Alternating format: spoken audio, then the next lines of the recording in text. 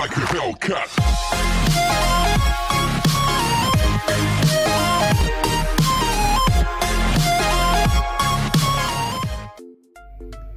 Assalamualaikum warahmatullahi wabarakatuh. Halo adik-adik, bagaimana kabarnya? Semoga masih tetap semangat belajar di rumah. Berjumpa lagi dengan Bu Guru Dila. Pada video kali ini, Bu Dila ingin menyampaikan materi kelas 5, tema 6, subtema 1, pembelajaran kedua. Langsung saja kita ke materinya. Membuat ringkasan dan kesimpulan dari sebuah teks eksplanasi.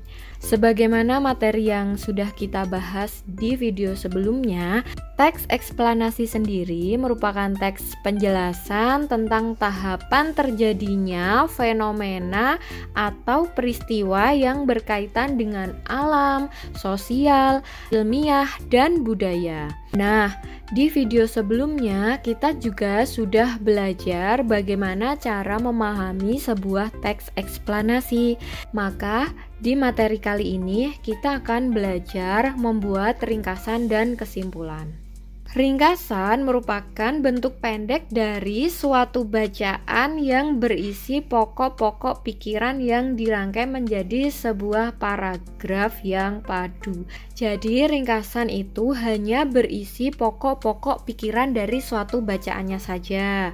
Nah, bagaimana kita bisa membuat ringkasan? Yang pertama, pastinya kita harus membaca dulu dengan cermat seluruh teks bacaan. Setelah itu kita tandai ide pokoknya di setiap paragraf. Setelah kita tandai ide pokoknya, kita susun kembali ide-ide pokok itu menjadi sebuah kalimat yang padu. Nah, jangan lupa dalam menyusun paragraf yang padu, kita harus mencermati dan memeriksa kembali apakah sudah sesuai dengan pedoman umum ejaan bahasa Indonesia. Seperti itu. Selanjutnya, kesimpulan. Apa itu kesimpulan? Kesimpulan adalah suatu pernyataan akhir berdasarkan uraian dari informasi sebelumnya.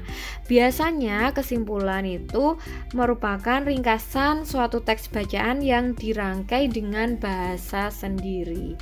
Jadi kalau ringkasan itu adalah meringkas dari suatu bacaan, di situ biasanya masih ada sedikit penjelasan-penjelasan. Intinya adalah ide pokok dari bacaan tersebut. Sedangkan kesimpulan adalah hanya simpulannya saja, hanya kesimpulannya saja.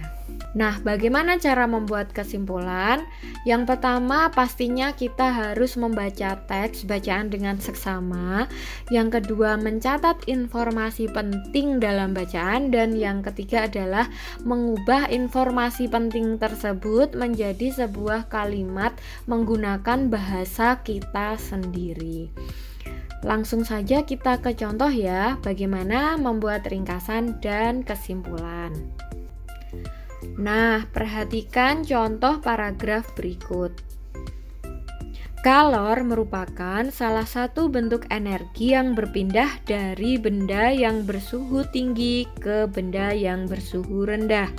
Contoh peristiwa yang membuktikan adanya perpindahan kalor adalah mencairnya es batu. Es batu yang terdapat di ruang terbuka lama-kelamaan akan mencair. Es batu yang berwujud padat akan berubah wujud menjadi benda cair. Perubahan wujud es batu tersebut dipengaruhi oleh kalor. Dalam peristiwa tersebut, kalor berpindah dari lingkungan ruang terbuka ke es batu. Nah, adik-adik, perlu kita ingat dan perlu kita ketahui bagi yang belum memahami, kalor itu adalah panas ya, bahasa lain dari atau kata lain dari panas. Jadi kalor itu sama dengan panas. Nah, mari kita membuat ringkasan dari paragraf tersebut. Nah, dari paragraf tersebut kita sudah bisa memahami apa itu kalor, yaitu kalor itu suatu bentuk energi yang berpindah dari benda bersuhu tinggi ke benda yang bersuhu rendah. Selanjutnya, peristiwa ini dibuktikan dengan mencairnya es batu. Selanjutnya, es batu berubah wujud dari padat ke cair karena dipengaruhi oleh kalor. Nah, perubahan wujud itu sendiri terjadi karena kalor yang berpindah dari ruangan terbuka ke es batu. Jadi perpindahan kalor ini bisa mengakibatkan perubahan wujud benda. Dalam hal ini benda yang dimaksud adalah es batu. Kenapa es batu bisa mencair? Karena ada kalor atau karena ada panas, energi panas yang berpindah dari ruangan terbuka berpindah ke es batu tersebut. Nah, coba kita bayangkan. Misalnya, es batu berada di dalam freezer, di kulkas, maka es batu tersebut akan tetap berwujud es batu. Kenapa? Karena tidak ada energi panas di dalam lemari es atau kulkas. Sebaliknya, kalau es batunya kita letakkan, kita taruh di ruangan terbuka, maka itu ada perpindahan energi panas dari ruangan terbuka berpindah ke es batu, maka es batu akan mencair. Seperti itu. Jadi es batu itu mencair karena ada perpindahan kalor. Nah, ringkasan dari paragraf tersebut dapat kita susun kembali seperti ini misalnya. Mohon maaf, itu ringkasannya bisa kita rubah sedikit kalimat pertamanya karena itu kurang tepat. Bisa kita rubah menjadi seperti ini. Kalor berpindah dari benda yang bersuhu tinggi ke benda yang bersuhu rendah. Contoh peristiwa yang membuktikan adanya perpindahan kalor adalah mencairnya es batu yang terdapat di ruangan terbuka. Dalam peristiwa tersebut, kalor berpindah dari ruang terbuka ke es batu. Nah, paragraf ini merupakan ringkasan dari paragraf yang sebelumnya. Jadi, kalimatnya dibuat lebih efektif dan tanpa menghilangkan informasi dari teks bacaan awalnya. Sedangkan kesimpulan dari paragraf ini adalah kalor berpindah dari benda yang bersuhu tinggi ke benda yang bersuhu rendah. Dalam peristiwa mencairnya es batu, kalor berpindah dari ruangan terbuka ke es batu. Jadi kesimpulan itu masih lebih ringkas dari sebuah ringkasan. Jadi merupakan inti dari isi bacaannya saja. Semoga adik-adik bisa memahami ya. Kita lanjut ke materi selanjutnya.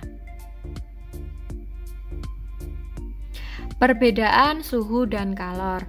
Nah, adik-adik, kalor itu kita ingat lagi ya, kalor adalah panas. Maka panas itu apa sih? Panas itu suatu energi yang bisa menyebabkan benda menjadi lebih hangat atau lebih panas. Nah, kalau suhu itu apa sih? Suhu sendiri adalah ukuran jumlah panas yang dinyatakan dalam satuan derajat. Nah, untuk di Indonesia kita menggunakan satuan derajat Celcius. Jadi kalau panas atau kalor itu adalah energinya, energi yang bisa menyebabkan perubahan wujud benda. Nah, kalau suhu itu ukuran dari panasnya. Seperti itu. Paham ya? Kita lanjut.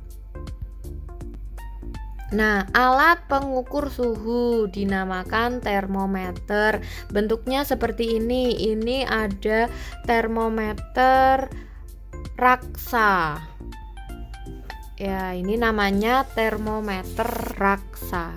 Bagaimana sih cara kerja termometer raksa ini? Di dalam termometer raksa itu ada cairan raksa.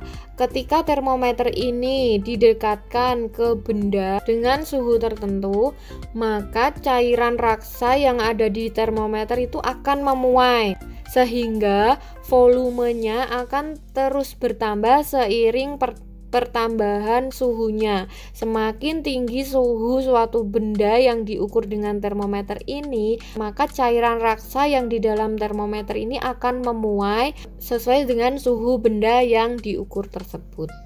Selain termometer raksa, kita juga mengenal termometer digital. Jadi angkanya itu sudah pasti berupa angka digital. Selanjutnya kita belajar tangga nada ya. Di semester sebelumnya kita sudah belajar tangga nada. Apa itu tangga nada? Tangga nada adalah urutan nada yang disusun secara berjenjang. Tangga nada itu ada dua, tangga nada diatonis dan tangga nada pentatonis. Tangga nada diatonis terdiri atas 7 nada pokok. Alat musiknya piano, organ. Jenis nada diatonisnya ada diatonis mayor dan diatonis minor. Sedangkan untuk tangga nada pentatonis menggunakan 5 nada pokok saja. Alat musiknya biasanya gamelan Jawa dan jenisnya ada pelok dan slendro. Nah, ini contoh gamelan Jawa.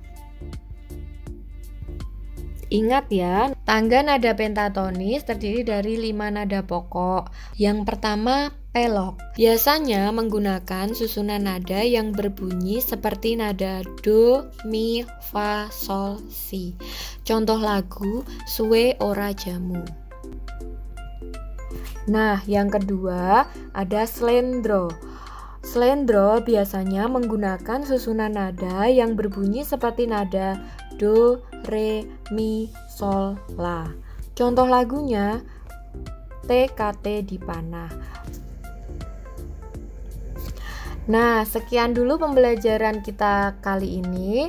Semoga adik-adik bisa memahami penjelasan Budila dengan baik. Apabila ada pertanyaan, adik-adik bisa langsung bertanya melalui WhatsApp atau komen di YouTube ini. Jangan lupa di-subscribe, like, dan share. Sampai jumpa. Wassalamualaikum warahmatullahi wabarakatuh. TKT di panah ngisor kelaka, ono mano onde mbok Sri pombo mbok Sri kate, mbok Sri pombo mbok Sri kate.